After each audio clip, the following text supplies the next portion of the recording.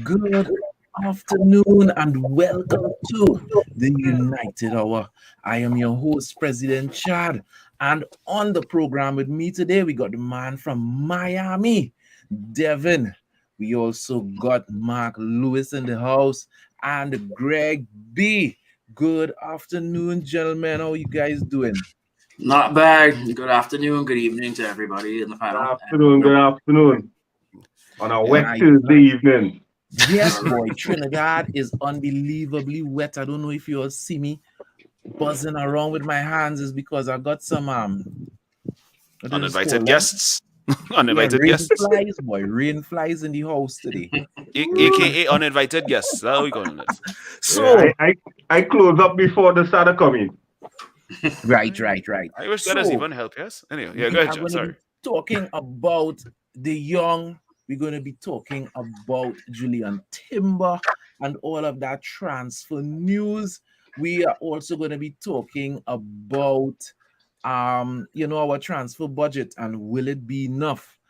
But before we start to talk about all of that, I want to talk a little bit about an article that came out from the Athletic.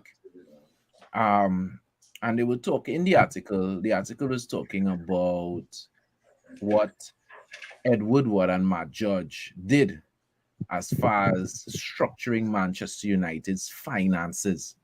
And I want to say this, it does not matter whether you support Manchester United or not. You would definitely want to listen to this and pay attention to this because this is going to set up the entire player exit, right? And the reshuffle that we are doing right now at the club, the restructure that is going on both in the back room and in the front. So let me just read this little excerpt and then let me explain it in layman's terms. So according to the Athletic, Woodward and Matt Judge formulated this idea to extend the player contracts as a way to maintain asset value on the spreadsheet and in the marketplace. Now, let me explain what that means.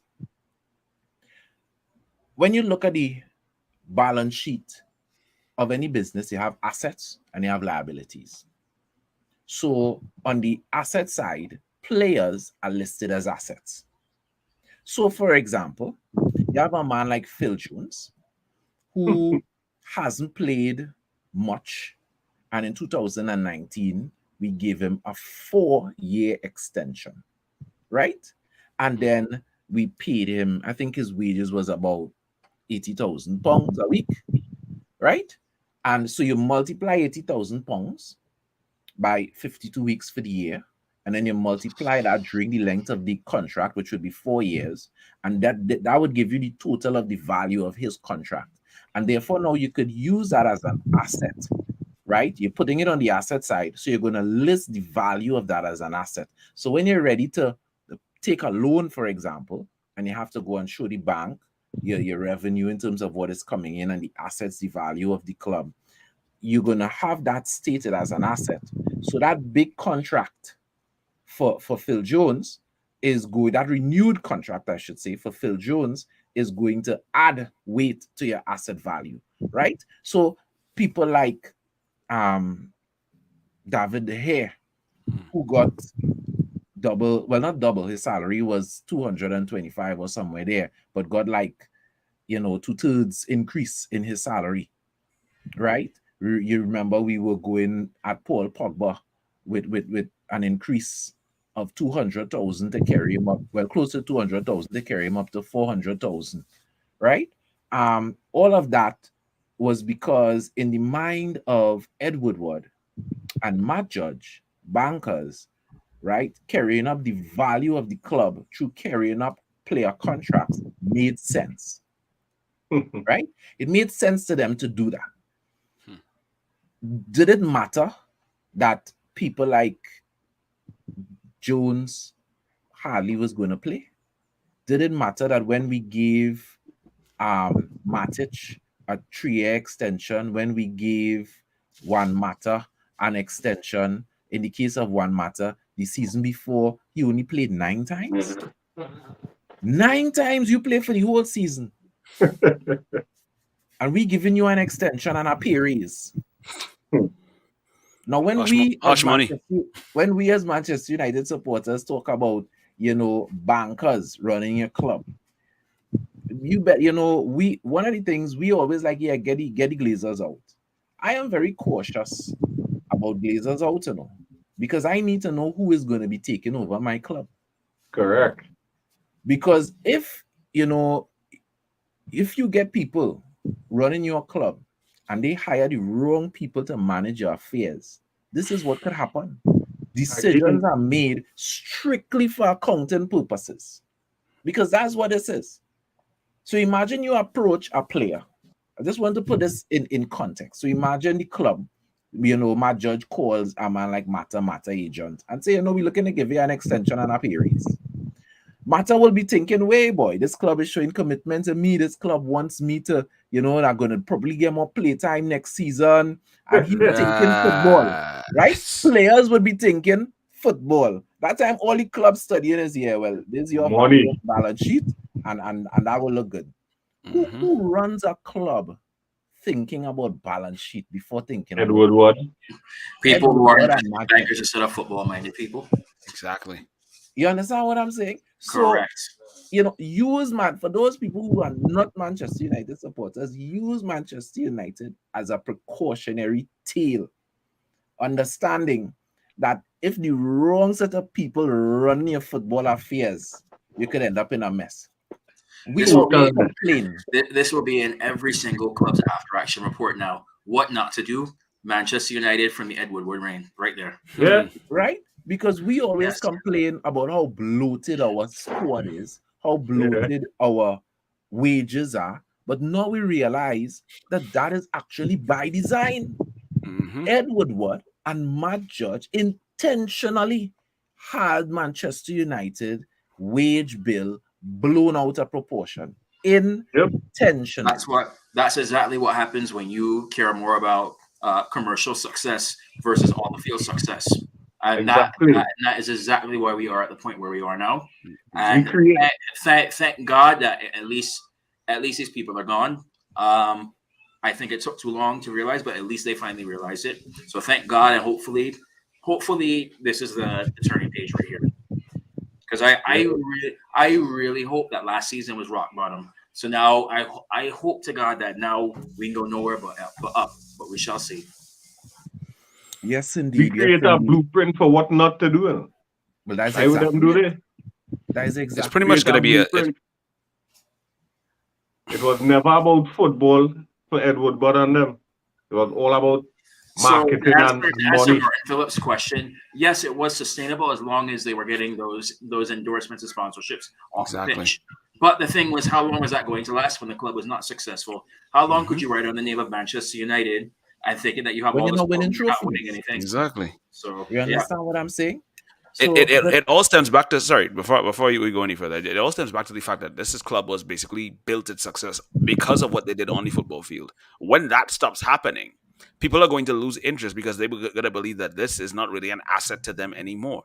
And when things start to get stagnant, sponsors are going to start pulling out, and then the money that you saw from those deals that were put in place, they will start to diminish significantly after a while. So while it looks like a good idea on paper, the premise of it's solely based on the success that is brought from on the field aspects.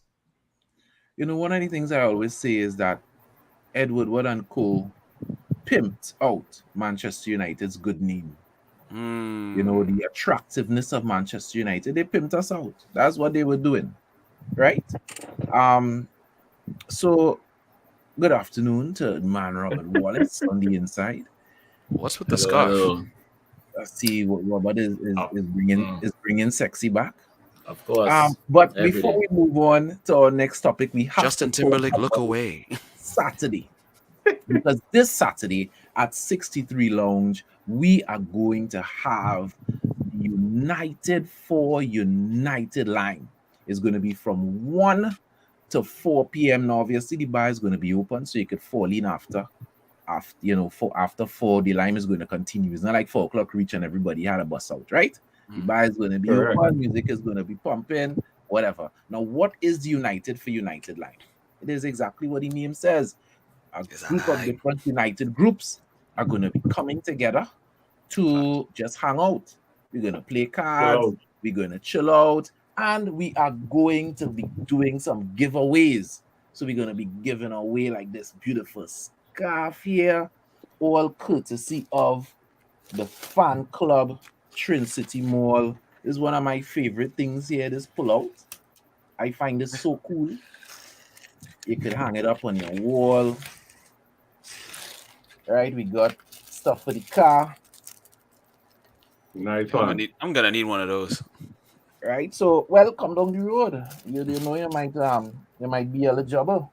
And those people who into the football, you got a Nike football, you got a water bottle. All of these items are gonna be courtesy of the fan club are gonna be given away on Saturday. And additionally to those giveaways, we also have drink specials courtesy of 63 Lounge on the Avenue themselves, right? So you're gonna have nice. We're not gonna call out what the drink specials are gonna be, but they're definitely gonna be worth it. So get down there, wear your United stuff, because the big prize that we're gonna be giving away is gonna be for the best dressed United supporter. So come out with United stuff on Saturday between 1 to 4 p.m. on 63 on the Avenue for United. The whole team is going to be down there, well, except for Miami because Devin can't catch a flight, right? He really wanted to come. Unfortunately, yeah. He really wanted to come, all right? And Big Phil as well. Big Phil. They'll be with us in spirit. Don't worry. But, Big Phil could come through, man. That Big Phil. So he ain't that big. So right? So anybody who's in Trinidad and Tobago on the Avenue on Saturday is the place to be. All right, guys. So let's start a talk about the clear out. The official clear out has begun at Manchester United. Right? We have wonderful news today about men like Mata officially exiting the club. Jesse Lingard, Paul Pogba, Lee Grant, Cavani. Yeah. So all of these guys are on the outside. We're not going to talk about, we spoke a little bit about contracts and this kind of drama. Laurie Whitwell, I must say, again, working for the Athletic, has made it he has definitely gotten the exclusives when it comes to getting information when people has exited. He had a whole article when Ralph left, giving you the down and dirty. And he has a whole article about Paul Pogba. The only thing that is interesting that I want to bring up from that article is that in that article, it is said that Paul Pogba messaged Ole Gunnar Solskjaer in the summer of 2020 and said he wanted to extend his Manchester United contract. Now, you would remember he came off of a good season, right? 2019 into 2020 season was a good season for Paul Pogba. Yeah. And he wanted to extend his contract.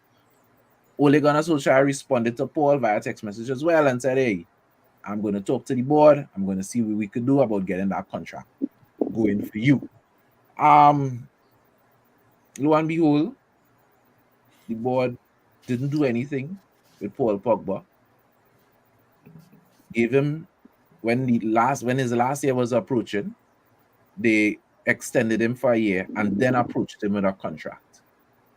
By that time, Paul had already decided, I don't want to be here. So when he wanted to be here, we didn't give him a contract. When he didn't want to be here, we didn't give him a contract, sorry. Then when he didn't want to be here, we gave him a contract. Now, one could say maybe it ended well. Maybe many of us, Paul Pogba's time would have ended at Manchester United. But again, the incompetence of Ed Woodward and Company, right? The incompetence. Would we have seen a less injured and a better performing Paul Pogba in 2021 and into 22 if we had given him that contract? What do you think? No, because we still did not resolve the defensive midfielder crisis. So it would not have made any difference at all. It would not make no difference because you would have get big money and you would have just rock back like normal. When I make no difference. So to you all's well that ends well. All is well that ends well. Ends well. Long overdue. Yeah, it's his time is up. I think it's best for both parties now that you go your separate ways and keep it moving now. So that is what it is. But so long, good luck to your future. But it's not at Manchester United. Robert, Paul Pogba has a documentary that's going to be coming out on Amazon TV network, Amazon Prime. You want to talk about that? It's coming out. When is it coming out? Let me just tell you exactly. It's coming out on June the 17th, and the name of it is going to be Pogumentary. Are you going to be watching Pogumentary, Robert? I'm going to be there with sweater, Gucci. Trust me, I will watch it all. I'll watch all. Greg B, you know, when I saw this news about Paul Pogba documentary coming out, you know what I thought to myself? I really wouldn't miss the media circus that comes with Paul Pogba. Thank you. I wouldn't miss it. So what about you? Am I the only one or no? You know? I mean, I think everybody here on this panel shares your sentiment because it's gotten to a point with Paul Pogba where everything has to be a spectacle. There's nothing simple about him.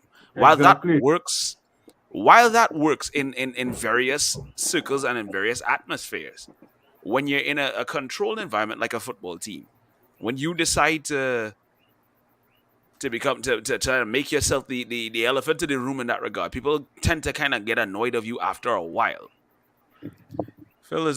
Big Phil definitely is not going to miss that documentary. He's going to be there by himself. If he can get himself a girlfriend before then, I don't know. But the fact remains. So Devin, let me finish. Devin, let me finish. All right, you're not on a roll. All right, go on. Yeah, but the fact remains is that while he is a character and while he does have that persona that gives off movie star tendencies, it's not something that we need at Manchester United right now. We need a team-oriented atmosphere. We need players that are showing that they're going to give their all. And I have a question. I have no hatred towards Paul Pogba, but I have a question. I have a question. Name 5 games where the man was worth the squeeze. Name 5. We can't name 5, so to hell with him. You could go with the Manchester Derby. No, right. That's name 1. 5. Leeds. And that's 2. The AC Milan in the Europa League. The Europa League final. That's 2. That's 4. Actually, that's 4. No, that's 3. First game against Chelsea. But I don't count. What I was trying to get at before was, do you think with Mino Raiola no longer here, that Pogba will still have the same media circus as before? Well, clearly with this documentary coming out, one of the other things that came out in the article is that Manchester United's media team was very pleased with Paul Pogba.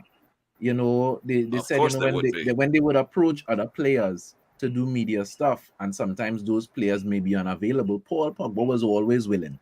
They never called Paul either as the first one or as a backup, and Paul didn't show up. Yeah. It's like, hey, Paul, we need to do some media stuff. Say less. Paul arrives, one time, same day. So he obviously is somebody who likes the limelight and puts himself out there. And I don't think it's going to be any different at Juventus. And sometimes that can be a problem, Chad. Sometimes that can be a serious problem when you think about it. Because I'm not saying no, but that's why I asked the question of whether you would miss the circus, because I think that the circus is intentional. I think Paul Pogba looks for that attention.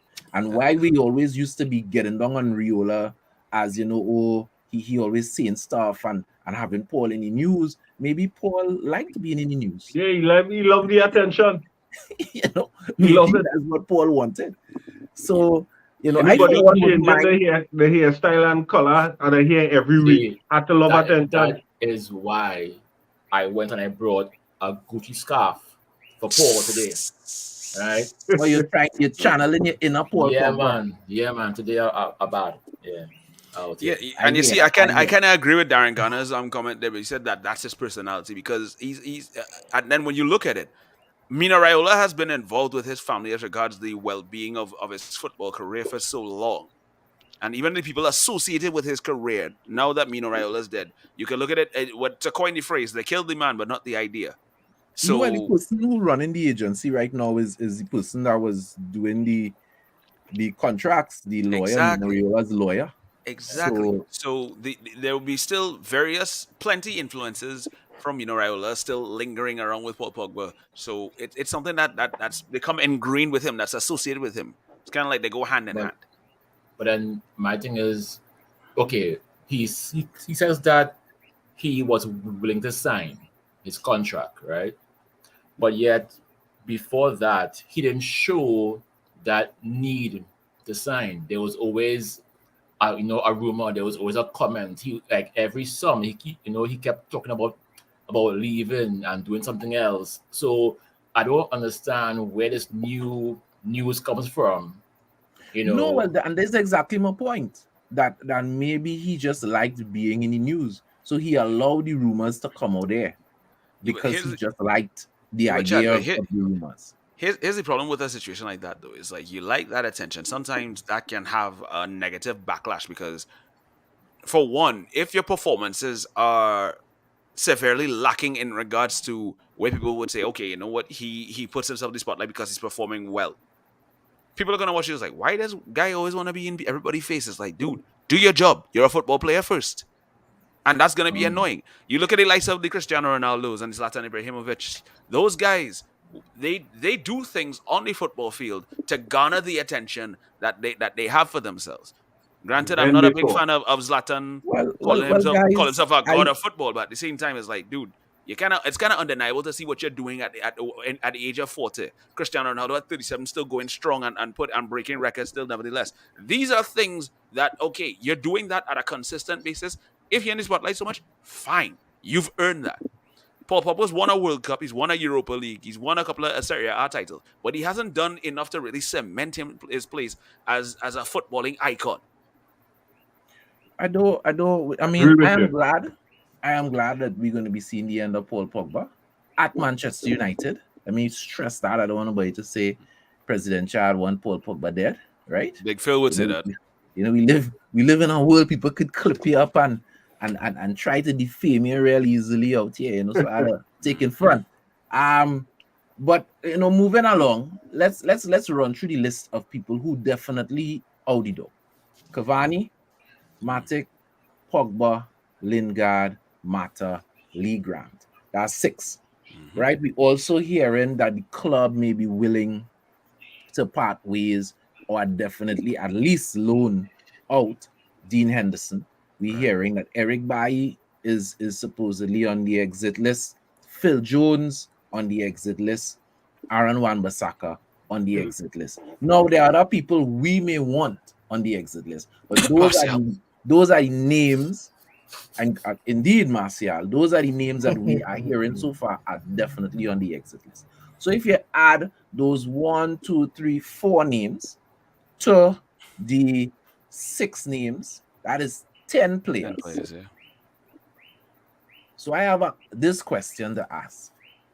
Is 150 million pounds enough for this United rebuild? Because Absolutely we're talking at least 10 players. So we break it down this way right now. We're losing 10 players right now.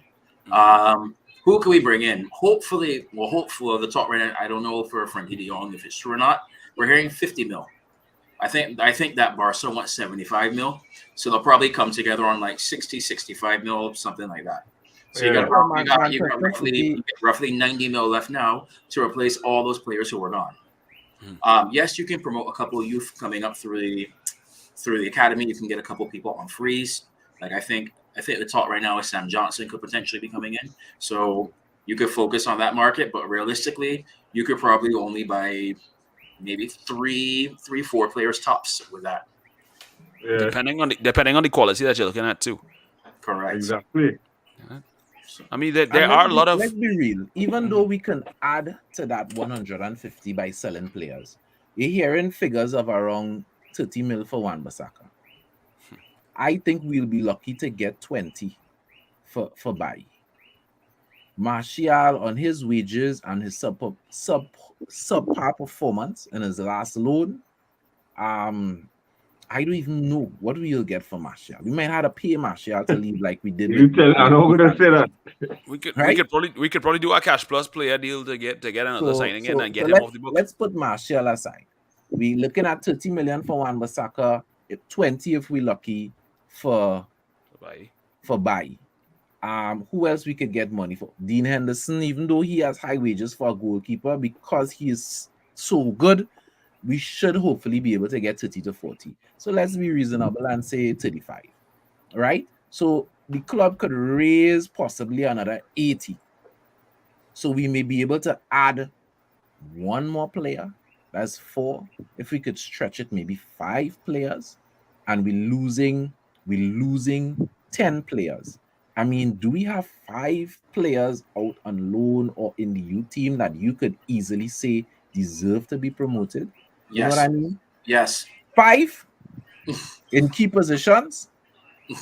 So let's go through it this way. So you can go with Garnacho, Garner. That's 2. Diallo. 3. So Palestri. it's also Palestri is another one if need be. So yes, we have people going out there, and there's you could even look into Alvaro Fernandez as well. Mm-hmm. So we do have potential going up through the academy who could fulfill some of those positions. So that's why I am not too panicking right now with seeing all these departures, because these are departures that had to happen.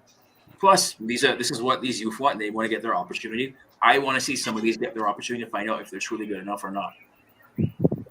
I like this comment from Darren Garner saying that we have a lot of there are players, good quality players out there on the free. That's what I was talking about before when you asked the question. I said I included that in the list of replacing them. I think we do have a choice. Right now, Manchester United doesn't have a choice. Good afternoon to Penelope Julian in his house. We really have to be smart about the way that we put our money out. It's not like we could just go and splash the cash like we normally do, because this is a time. To you, Penelope. Ben and Devin blushing, yes. we gonna leave that one alone. That's we don't want Devin get in trouble. But anyway, splash the cash like before. Yes. Thank you, Mark, for re-emphasizing that point, because this you is have to buy sensibly. You can't just pelt out money, or we pelt out plenty money and watch where Gary 6th place. There were a few players that before they were snapped up on the free transfer market that I thought we could have really looked at. One of them was Boubacar Kamara, who signed for Aston Villa. There's a couple of other players that keep coming to mind as well too. From what I saw, Alessandro Romagnoli from AC Milan, who's another centre-back if we're looking at defenders. And Florentin Tolisso, who became a free agent recently. His contract expired at Bayern Munich just last week. So somebody tell Penny to come down from there, please. Anyway. Are you jealous? Are you jealous? Moving along. Moving along. Also, I'm not too keen on this player, but another player, if we're looking at, is Isco, who recently his time wrapped up at Real Madrid. So he's another free agent that we could also look at as well too. So there's options there. Those are just names that I'm throwing out. It's not necessarily names that we should necessarily go for. But the free agent market is somewhere we can really look into and build a decent squad from. Yeah, I said, Marco Asensio was another one as well. Yeah, so there's so many options that we could get from there. And then if you throw in the players that we look to purchase, like the De Jongs and the Timbers, you have a decent squad there. You get enough squad depth. And with the youngsters coming through, if given a proper chance, and if knowing Ten Hag, he is known for rotating his teams and giving players an opportunity to really prove themselves. That blend the youngsters will get a chance. Yeah. All right. Well, you guys sound very optimistic. Yeah, but that is good. I mean, don't get me wrong. You all know I am looking forward to see what Ten Hag is going to do. I am looking forward to seeing the youth promoted. But I am just, when I do the maths, we definitely, at 2 weeks ago, I was thinking a proper centre-back, a right-back, a CDM, and an attacker. 4 players, 4 solid starters in, and we're ready. Promote the youth and we're ready to tackle the season. But the more when the list, even though we've been talking this for a while, and this one and that one, and we even add names. We used to talk about get rid of Rashford, he could bust out, and Maguire could bust out, and we used to say these things real cavalier 3 weeks ago. But when you sit down and you watch the list and you see how much players are exiting, and then you're watching how much players coming in, which so far is none. In the brain that start, this is reality hits. Yeah, boy. So reality start hitting, and I'm like, and slapping you in your face. Reality that hitting me, I don't want to start on next season with Maguire. No, well, you see, That's the reality. No, I'm not seeing as being added to that list at all. Mark, if we get a proper midfield, I'm actually very curious to see if he still plays the same. Because then we will find out very soon whether it's him or whether it was the midfield that was the problem with him. So I am willing to give him benefit of the doubt for now.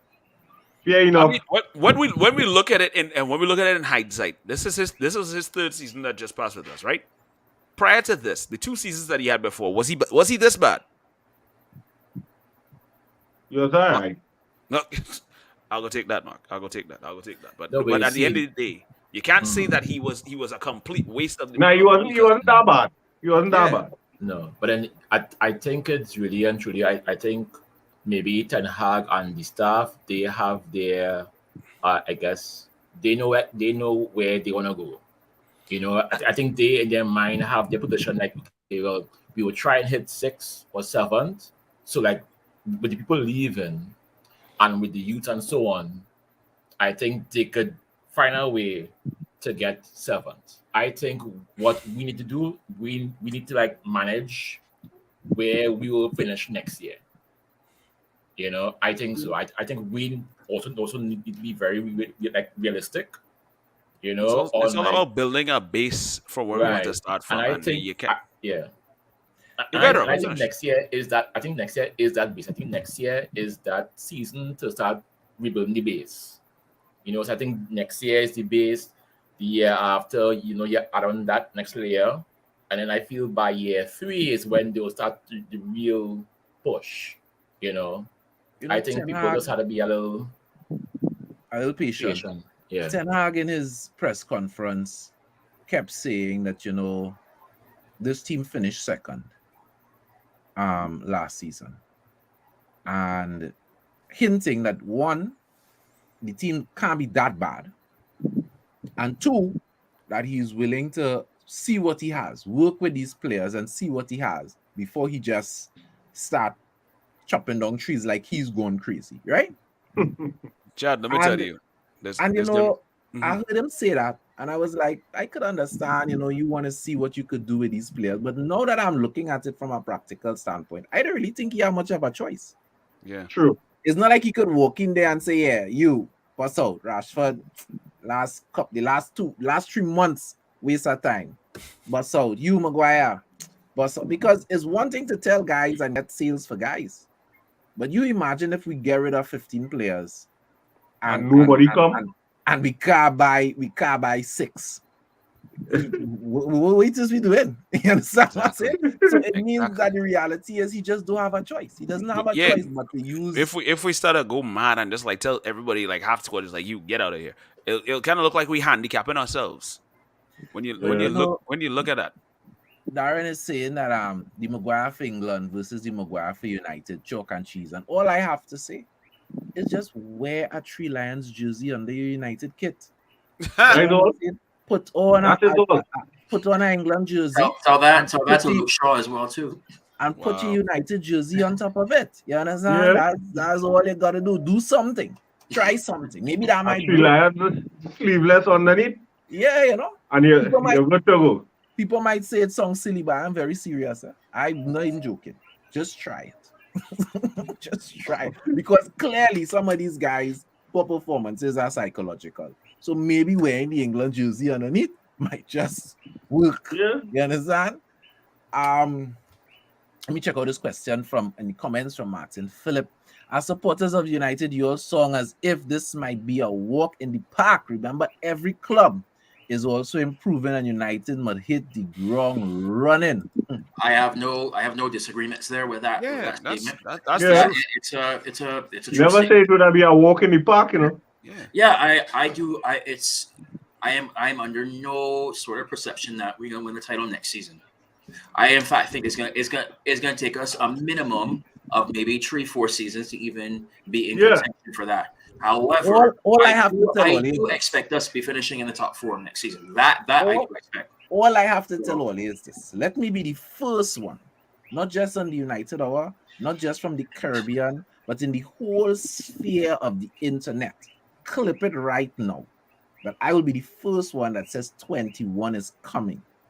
Because I am telling Next season? you. No, I am telling you, between now and December, remember I said it, between now and December, 21 is coming, is going to be trending, associated with Manchester United, because at some point in time, we are going to be there and thereabouts, and people are going to be like, I wonder. Whether it will last the whole season, I don't know. But I'm just going to put it out there. 21 is coming. Don't put that in the game, please. You're the same man who was about only at the wheel. Relax yourself, okay? You were the same man singing the song. Says the guy who was literally twerking for Harry Kane to come here. Ole, you know why? Because he was making sense. These men talk about Ole at the at 200 million. He was making sense. No, Yes. brother. No. Ole was at the wheel, and there were times when that made sense. I am tired of all the men jumping in the scene, cursing the scene. Hush him out. Don't say nothing. We as fans should say nothing. So guys, just let it happen. Thank you. Before we jump into some this guy. Before we start talking about some transfer news and bringing the update on Timber and De Jong, I want to ask a question, a little trivia. With all these exits, there is only one player that is at Manchester United still. That is. Were you in let me finish my question? Well, there it goes. Yes, he tried at a pause. It's like, yo. Is David De Gea the answer for your question? Let me finish. There's only one player at Manchester United that was in the starting 11 for our last trophy, which is our Europa Cup. Rashford? Yes, that is right. Yes, Rashford is the only player. But let me ask the follow-up question. Can anybody name the starting 11? Or should I just run through the starting 11? I'll do it. Go ahead. Let me hear your starting 11 for that game. Okay. So if I remember correctly, I believe David De Gea started this game. No. Even though Sergio Romero was playing. Romero. Yeah. All right, let me see if I get the rest of the back line correct then. I know Valencia was starting that game. It was Blind and Smalling, I think, with the left backs, with the centre backs, and I think Ashley Young started that game because Luke Shaw was injured. Nope, Valencia and Damian. Blind and Smalling is correct. Oh yeah, Damian. We went with a back three, so it is Smalling, Blind, and Damian. Right. And then you have Valencia. Well, actually, Damian was on the right, but Damian was on the left. Valencia was on the right. Okay. So those are your defenders: Valencia, Smalling, Blind, and Damian. Yeah, and the midfield was under Herrera, Paul Pogba, and was Mkhitaryan started that game. Mkhitaryan, yes. Fellaini start. Fellaini started, correct. He did. One other midfielder. Who was that man, boy? Paul. Paul Pogba, Paul Pogba already. Yeah, Paul. Lingard? No. No, not Lingard. Mata. I was thinking Mata. So the last person was Rashford. Rashford, right. All of those other players, Romero, Valencia, Smalling, Blind, Damian, Herrera, Pogba, Fellaini, Mata, and Mkhitaryan are all gone. Yep. Hence the reason why the answer to the question is Marcus Rashford. He's the only player that was in the starting 11 when we won our last trophy, which was the Europa Cup. So now let's get on to some transfer news and let's start off talking about Jurriën Timber.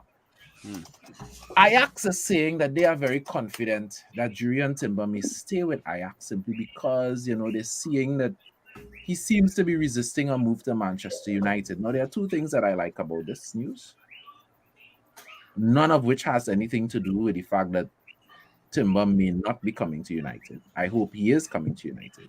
But the fact that there are no other suitors is good. Right? Because it's one thing if he was resisting Manchester United and he wasn't resisting anybody else. Right? So that's good. Timber's concerns is his starting time for him. Yeah. Because he knows he's going to be a regular starter. Well, he expects to be a regular starter at Ajax with under his new coach. And, the World Cup is coming up, so he wants to make sure that he is very concerned about his playing time. He doesn't want to come to Manchester United and see Varane and Maguire and Lindelof ahead of him. If he's coming to Manchester United, he needs his playing time. And then we also have to remember that the Dutch coach, is Louis van Gaal, who still has issues with Manchester United, and he loves to victimize. I mean, it pains me to say it, but it seems like he enjoys victimizing Manchester United players. I don't understand why, as a Dutch coach, you would do that to Dutch players, but so Jurian knows that he needs to be playing regularly and playing well to make that Dutch team if he comes to Manchester United versus staying at Ajax. So it is definitely thrown a little wrench in the works. I'm not saying the deal is dead. Nobody is saying the deal is dead. It is just not as certain as it was a few days ago.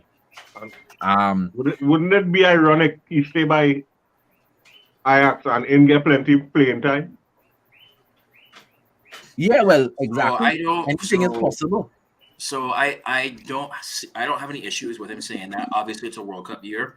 Obviously, the Netherlands have a decent chance, so you're going to want to make sure you maximize your chances for that. However, here is the other key point that I'm not hearing too much talk about. Right after the World Cup's a January transfer window. So what's stopping us making a move then?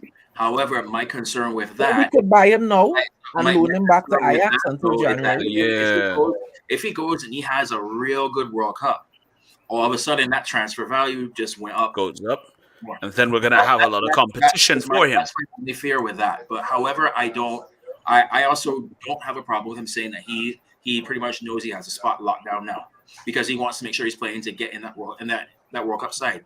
So I completely understand it. It's also why I had no problems with Lingard leaving. He wants to get into the World Cup side, and Henderson wants to go somewhere else because he wants to be on that plane. I see no issues with that. We only have once every 4 years to try and make the side to lift that trophy. So by all means, you do what's best for you in this situation.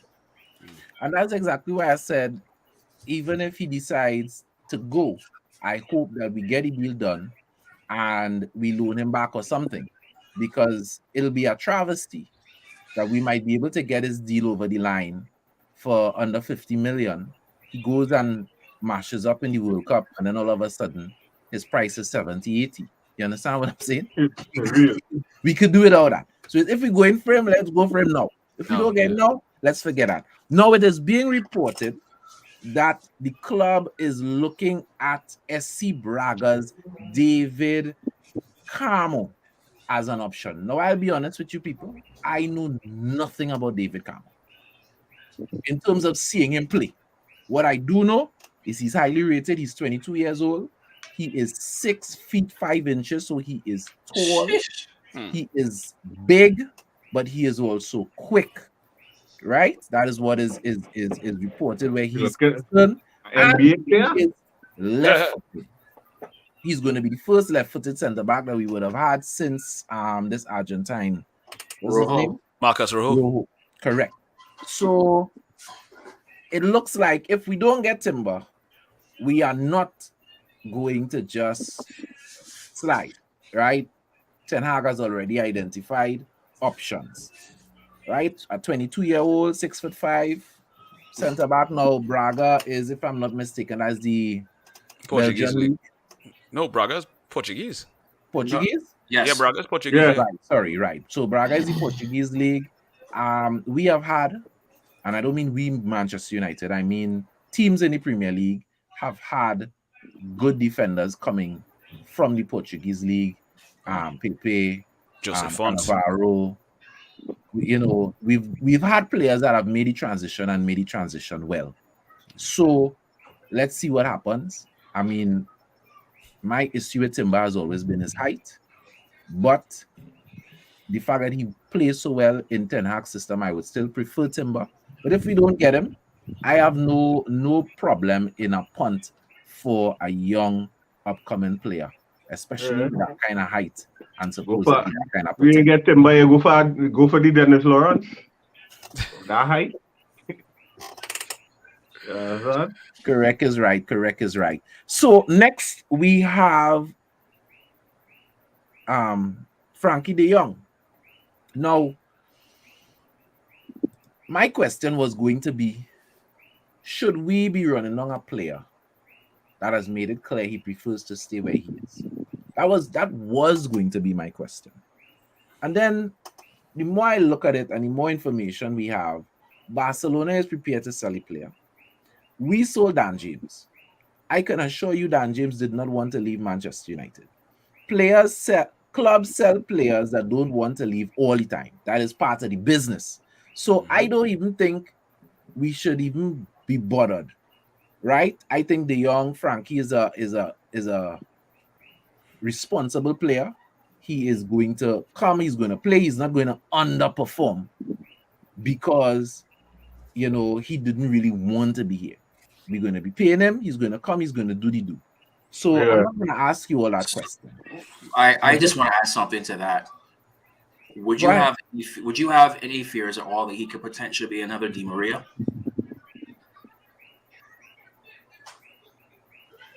No, because remember he did not want to leave Real Madrid, and we saw how that turned out. Dutch players, actually most players on the continent, most European players tend to perform. You know, they tend to perform wherever they go. You see that kind of showboating kind of dotation. Most times you get that from South American and Central American players. Most times, right? Normally, European players tend to be more professional. I mean, look at Juan Mata. Right? We bought Juan Mata from Chelsea. He was flying high. He had a couple good seasons, and then he get relegated. He was the player this season for 2 years running, actually. Yeah. And he has been a consummate professional up until now. Look at Matic.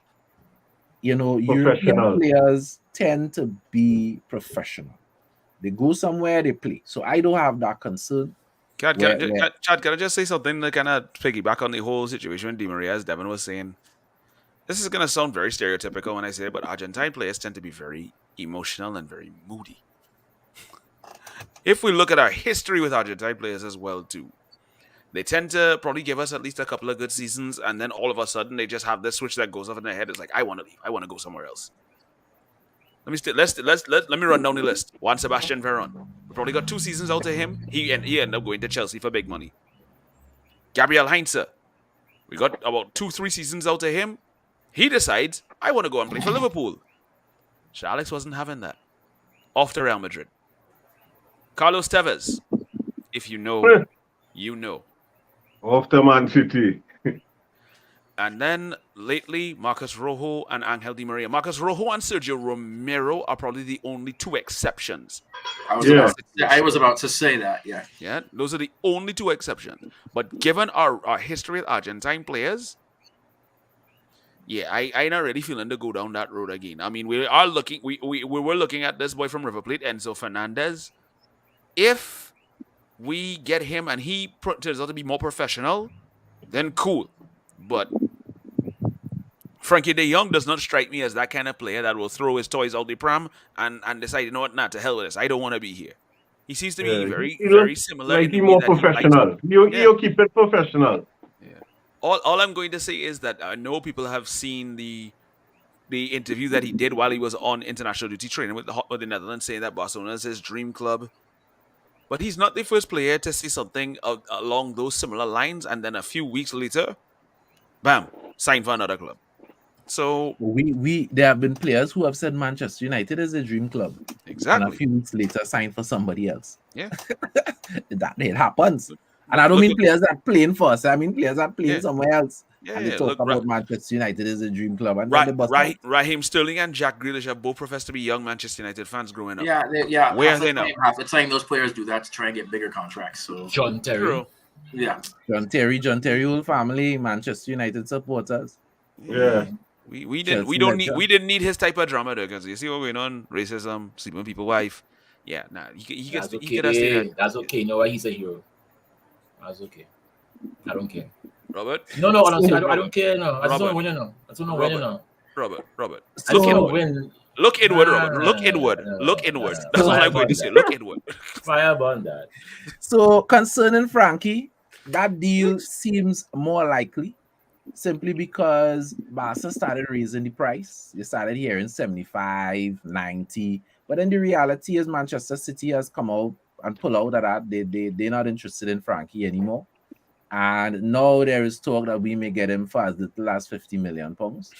£50 million is a steal for Frankie, especially since Barcelona paid 70. No, well, they paid 70 million euros for him, which is still more than £50 million.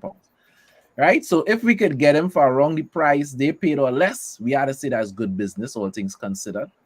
But the same way that there is a backup or an alternative to Timber, I am sure there is a backup and an alternative to Frankie. So we just have to keep our ears to the ground. And as far as it goes, before we get into, well, actually, no. We going into the Top Shutter and Boo Boo segment now. I was going to say, before we get into it, I wanted to talk a little bit about Lionel Messi. But I will go first because Lionel Messi is my Boo Boo of the week. And I'm going to tell you why. Actually, you know what? It's not Lionel Messi alone. It is Lionel Messi and all those Lionel Messi fans and supporters.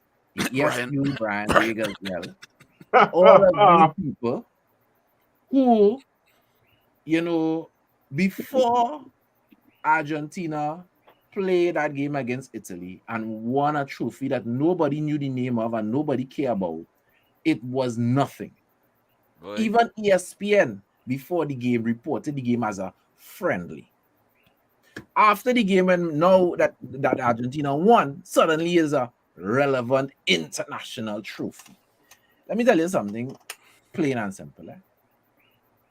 When you have to grasp at straws to elevate yourself into the conversation of greatest player ever, clearly that conversation is not for you.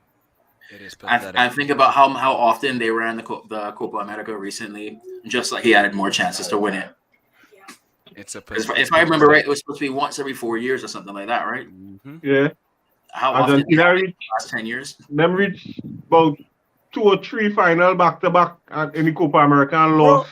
Bro, in all competitions altogether, before he won that Copa America, Lionel Messi was involved in 9 international finals, and he lost all of them prior to that. So for all of these people who suddenly Lionel Messi is this great international, this Argentine hero. I hear a commentator talking about, you know, people in Argentina love Messi and what Messi has done for Argentinian football. Argentine football. But to be fair though, he did have a good match yesterday though. You have to give him credit for that. He did play well, but this is the same Italy team that lost to Macedonia. So talking about how to do with Messi per game, but I do think it's being overhyped. It is being overhyped. So I will give that, but he played really well yesterday though. Did you see ESPN's headline after that game? Yes, they have a picture of Messi being thrown up in the air by his teammates, and they're saying tonight football won. All of a sudden, tonight football won, right? Hey, I will say it again. Garnacho will have a bigger career than Messi. Yeah. So you know why? Messi, on the back of that chat, I have actually 2 boo-boos this week. No, well, just now you could go next. All right. So Messi and all the Messi supporters that turn a international friendly into something of meaning, including his teammates that want to throw him up in the air. I mean, come on, come down from there, right? Get serious. My top shutter of the week is the Ukrainian national team. Yeah. Good show. Good show. Taking one step closer to representing in the World Cup. I don't know if they're going to be able to overcome Gareth Bale and Wales. However, just the fact that they are able to compete, just the fact that they are keeping the dream alive and giving the country of Ukraine hope is something that is commendable. You know, with what is going on in their country, just that these players could go there and remain focused to play football is worth, you know, worth bigging them up for. Yeah. So my top shutters of this week is the Ukrainian national team. Go ahead, Gregory. Okay. I'm going after Greg B. All right, cool. Nice. So I'm going to start off with my top shot of the week. And it's not football related, but I said it has to be mentioned. Johnny Depp.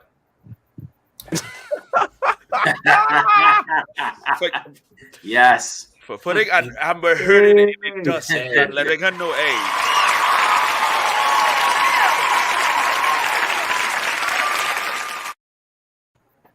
Hey. I was just waiting for him after the court case to just break out and say something and be like, let today be remembered as the day in which you almost caught Captain Jack Sparrow. Something along those lines. That would have been epic. That would have been epic if he did that. But yeah, so Johnny Depp is my top shot of the week. And for my boo-boo, like I said, I have two. ESPN FC for moving very stupid with that over glorified friendly. All of a sudden, it has relevance because they say so.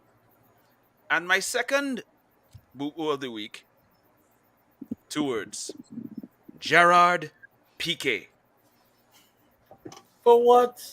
That rumor. He cheated on Shakira, dude. I don't think that rumor is true, though. Have you seen the woman? My Lord have mercy. Bro. Lord have mercy. You see, Oleg real finesse. The person that they put the tag on was Gavi's sister. The woman on the right was Gavi's mother.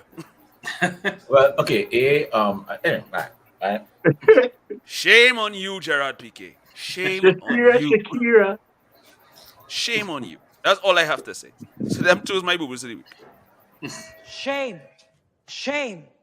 Shame.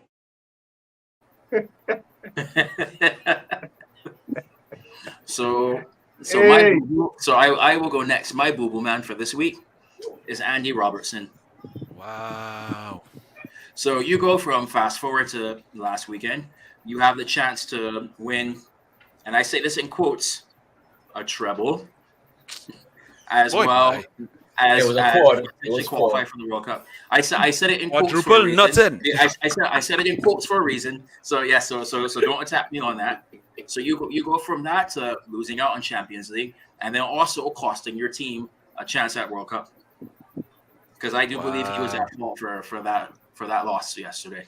Wow. So my top shout out this week is also not football related, and you have to give a shout out. Although she is no longer my head of state, I have to give a shout out to the Queen.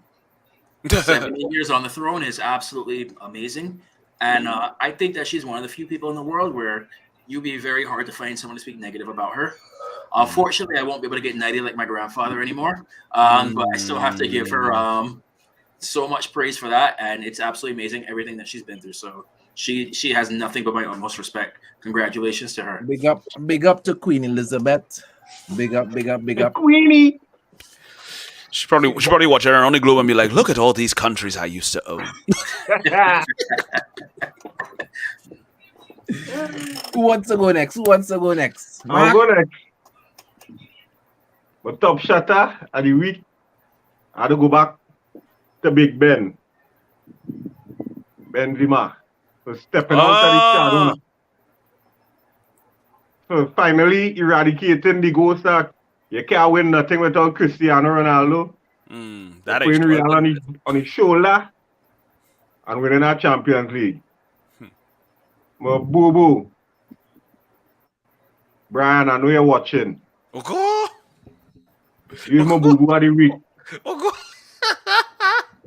For all that nonsense you post yesterday, all of a sudden, a fet match turned into a big thing. You're pulling out all kind of picture, Maradona with the same trophy and he looking down on the greatest. You see that? Stop that shit. I know you're watching. Or if you ain't watching, you can see it sometime. Lord, You win Boo Boo of the week all by yourself. Lord, First, second, and third. No, Right? it has some days he and Big Phil Phil be running neck and neck, but whatever. Come down from there. Can't do with that. Don't do with that. Right? Robert? You can't be an United supporter and crying down CR7. Don't do with that. Brian has his issues. We'll talk about it further when I see you Saturday. Chad, wear your stripes there. You might need a referee for this one. Come, Robert, the floor is yours. Right. Oh, this should be interesting. Yes, my top shotter, right? Are those Everton fans, right, that created a company named Couriers Innovation Limited. Right?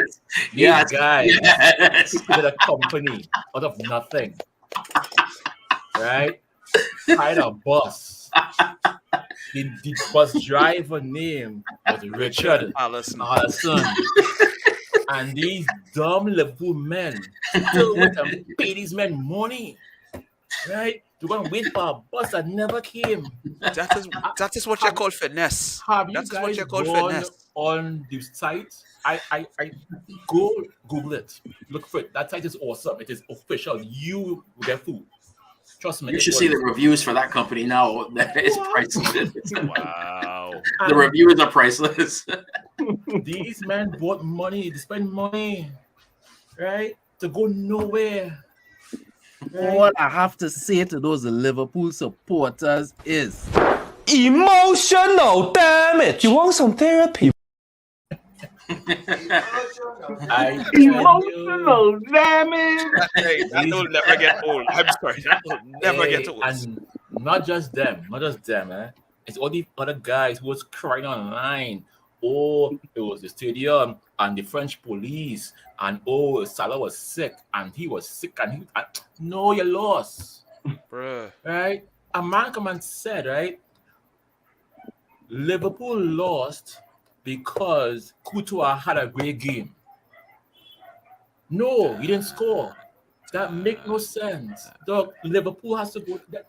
All of them. I mean, Robert, let's be honest. It's not our fault that Trent Alexander-Arnold did his best John Cena impression Saturday. yeah, but I mean, don't get me wrong.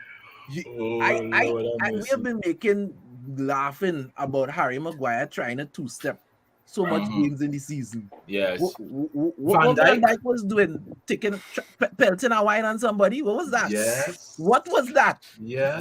Valverde watch him like, yo, I don't swing that way, buddy. You take it. Yeah, What goes on in Holland? Yeah. Lead that behavior in Amsterdam. Flinging back on him, yes. I swear Van Dijk was going to bust out dirty wine and some, You know. But this is what I'm saying. What's that? And who's your top shutter? No, that's your top shutter. Sorry, who's your top of the week? My boo-boo is Mbappe. You know, for throwing away your life and your career to win what? Nothing. Have you seen that paycheck? I don't. I'm trying to understand. You know why? That's generational money, Robert. No, That's That's what I'm talking about. No, He said for life, you know. He have a World Cup. He said for life. You know why I don't care about all that? Because you threw away greatness. You and Messi have the same career now. A one-man club, right? You threw away a chance to be great, to be remembered as one of the greats. Do you know him? No. Robert. You need to hush. Calm down. Relax. Robert. You do know Mbappe played for Monaco, right? I don't give a damn. Right? I don't care. Right? But that just nullifies your whole point. You say these are one club, man. No. Understand what I'm saying? You threw away the chance to be great. You could have been great. But you're not great. He's a World Cup winner. He's already great. You're not listen to what I'm saying, right? You equate greatness to these weird men now. These clowns like freaking whoever now. The man could have gone down in history as one of the greatest French players of all time. But he didn't. He chose to stay in PSG and win nothing. You're not gonna win a Champions League there.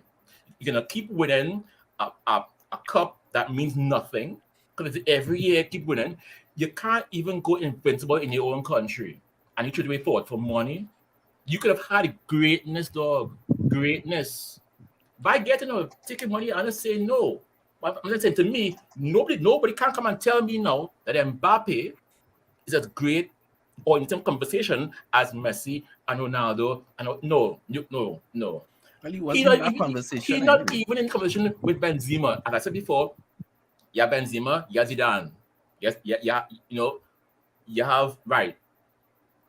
Let me ask you a question. I don't want to hear about Mbappe no more. Let me ask you a question. If Liverpool had come in to the race, right. And Mbappe decided, all right, I'm going by Liverpool instead of Real Madrid. Right. Would you have the same opinion of him making that choice? Yes. What do you mean? What do you mean? Like if he went to Real Madrid or to Liverpool? No. If Liverpool came in, so he was going Real Madrid, but Liverpool came in and bid for him because there's been talk amongst Liverpool supporters for 3 seasons now about Mbappe going to Liverpool. Yes. And he decided, you know what? I go into England. I go into Liverpool. Right. Would you still consider him throwing away? No. You know why? Because he'd been going to Liverpool, right, to prove to everybody that he could do it. And that's my point. All right. Let me ask a follow-up question. Let me ask a follow-up question. Wait, the same thing like this man did, right? He came to England by us. He did it. He went Spain, did it. Italy, did it. Right? Mbappe could have done the same thing. Well, remember, it's a 3-year contract. It's generational money. It's a 3-year contract. Mbappe still has time on his hands. Let me tell you something, man. So if he decides to, so by some stretch of the imagination, this is hypothetical, right, that he happens to stay in PSG and within that 3-year period under contract, PSG win a Champions League, will he have still thrown away his career? No, they won't. They won't win a Champions League. Hypothetical, sir. Hypothetical. Think outside the box. Hypothetical? Yes, hypothetical. At PSG? If he wins the Champions League with PSG? No, he still won't be great. He still won't be great. Don't worry. He still. We'll clip that and we'll remind you of it. So I do have to give a shout out though, like honorable mention for Courtois, because he had an absolutely incredible performance in that Champions League final. So yeah. have to give him credit for that as well too. Yeah, in our virtual bar, I had to publicly apologize because I have called Courtois poop many times. But I had to publicly, the same way I publicly said he's poop, is the same way I had to publicly acknowledge that the man saved like a demon. His life depended on it. Yeah. The man looked like David De Gea-esque, some of those saves. It's like when we watching games and we tell ourselves goal, and then it's like, how did that not go in? Not going, yes. Yeah, for sure. Man, feel like a demon, like your demon possessions. People remember Saturday. It is United for United at 63 on the Avenue. And also, you're looking at the video, press like now. We'd appreciate that. That does a lot for helping out the channel. Remember to share. Let me again show you all some of the stuff that you all could be winning. We got this wonderful beer mug with coasters, a United rag, all kind of thing in one package. It's just, we got courtesy of the fan club. We've got a lot of United stuff to give away. All the footballers going to be coming through. It's summertime, match season. We're going to be doing some keep-ups. So all the footballers come through, men like Mark, come and do some keep-ups. Whoever do the most keep-ups, there's going to be a prize. And it's original football. So spread the word. This Saturday, and from 1 to 4, we have Inferno and Selector Raul in the house as well. And we have Penelope Julian is going to be there, and it is her birthday. So come on. Come and celebrate. Drinks on her. Come and celebrate with Penelope. Remember, Red Devils, we don't die. we multiply, Right. and Ten Hag is here.